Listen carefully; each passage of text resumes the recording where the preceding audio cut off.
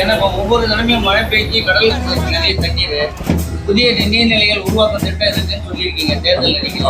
இப்போ அது மாதிரி ஏதாவது திட்டம் இருக்கா? இப்போ நீரை சேமிக்க புதிய நீர்நிலை உருவாக்க.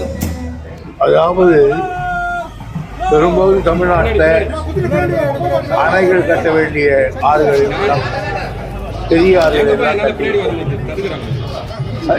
ஆறு தேடிதான் இன்னும் அணை கட்ட வேண்டும்.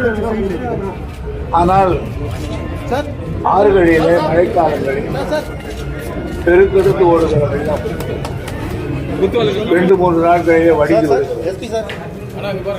அதனால் எந்த பிரயோஜனம் இல்லை. எனவே அங்கங்கு செக் டாம் என்ற சிறு சிறு அணைகளை கட்டினால் தண்ணீர் 4 அடி அகலத்துக்கு 5 அடி உயரத்திலும் அங்கே தேங்கி நிற்கும். அதனுடைய விளைவு என்னவென்று கேட்டால் சுற்று வட்டாரத்தில் இருக்கிற கிணறுகளில் நீர் சுரக்கும், குடிநீர் இருக்கும், விவசாயத்துக்கு. உதாரணத்துக்கு கோயநல்லூரில் இப்போ போன மாதம் கட்டினேன், திறந்து மாற்றிடும். தண்ணி கிட்டத்தட்ட ஒரு 3/4 மைல் தூரத்துக்கு நிற்கிறது. 4 அடி தண்ணீர் நிற்க பொழுது இன்றைக்கு கேட்டு சுற்று வட்டாரத்தை கோயநல்லூர் மற்ற இடங்கள்லாம் தண்ணீர் மேலே வந்து விட்டது என்று சொன்னாங்க.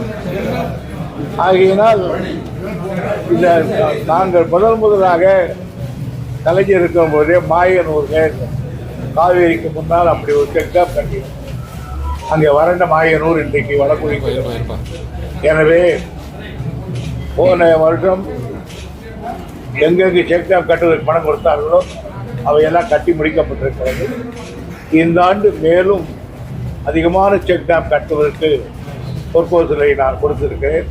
எனவே ஆறுகளில் மழைக்காலங்களில் வீணாகிறது இனிமேல் தேக்கி வைக்கப்படும்.